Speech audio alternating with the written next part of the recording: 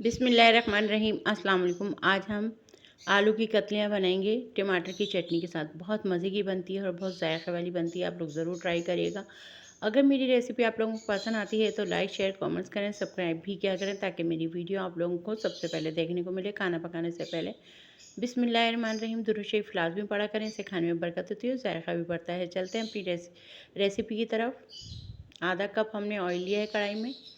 इसमें 3 दरमियाने साइज़ की प्याज हमने काट के डाली हैं। इसे बस हल्का सा फ्राई करेंगे, ज़्यादा इसे ब्राउन नहीं करना, बस कच्ची पक्की करनी है। यहाँ देखें हमारी प्याज तैयार हो चुकी है, फ्राई होके जितनी हमें ज़रूरत है, बस इससे ज़्यादा हमें पकाना नहीं है प्याज को।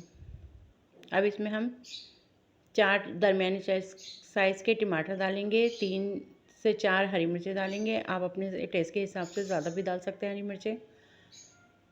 हमारे पास आधा किलो आलू थे तो आधा किलो में 4 टमाटर डाले हैं, 4 प्याज डाली हैं और 3 हरी मिर्चें हमने काट के डाली हैं। अब इसे गलने के लिए रख देंगे टमाटर को। टमाटर गल जाएंगे फिर आलू डालेंगे। 10 मिनट से 12 मिनट लगते हैं टमाटर गलने में हल्की आंच पे। यहाँ देखें टमाटर हमारे अच्छी तरह से गल चुके हैं। आधे कच्चे हैं आधे पक्के हैं, हल्के से खड़े हैं, तकरीबन गल चुके हैं टमाटर हमारे अच्छी तरह से। इसे थोड़ा सा हम भूनेंगे। ये देखें चम्मच से ही हमने मैश कर दिया था टमाटर को। अब इसमें आलू डालेंगे। ये देखें आलू छील के 4 पीस करके और इसके बारीक बारीक काट लिए थे हमने प्याज आलू को। और इनको अच्छी तरह से मिक्स करेंगे। इसमें मसाले डालेंगे, थोड़े से कुटी हुई मिर्चें डालेंगे थोड़ी सी अपने टेस्ट के हिसाब से, क्योंकि हमने हरी मिर्चें भी डाली हुई हैं, ज़्यादा ना हो जाए। नमक डालेंगे अपने टेस्ट के हिसाब से, कम या ज़्यादा आप लोग कर सकते हैं जिससे आप खाते हैं, तेज़ या कम।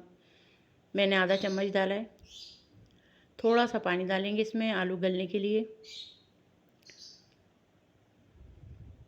अब अच्छी तरह से मिक्स कर लेंगे इन सब चीज़ों को। टमाटर की चटनी वाले आलू बहुत मज़े के बनते हैं। ये टमाटर की चटनी के और प्याज के आलू और बहुत ही लजीज बन के तैयार होते हैं। तो अब इसे ढक्कन लगा के आलू गलने तक के लिए पकाएंगे। जैसे ही आलू गल जाएंगे तो हमारे टमाटर भी कतलियाँ भी तैयार हो जाएंगी। यहाँ चेक करेंगे हम आलू उनको गल चुके हैं अच्छी तरह से,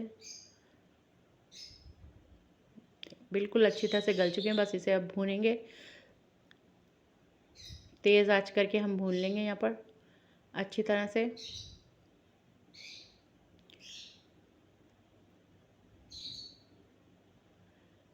ये आलू बहुत मज़े के और बहुत जायक़े वाले बनते हैं, चटनी वाले आलू कहलाते हैं। बहुत अच्छे जायक़े से भरपूर होते हैं। आप लोग ज़रूर बना के ट्राई करिएगा।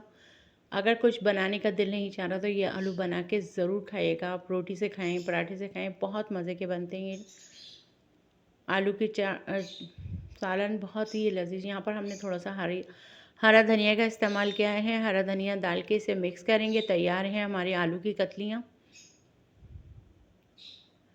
चटनी वाली आलू की कतलियाँ। बहुत ही लजीज बनती हैं ये। अब इसे सर्व कर देंगे हम।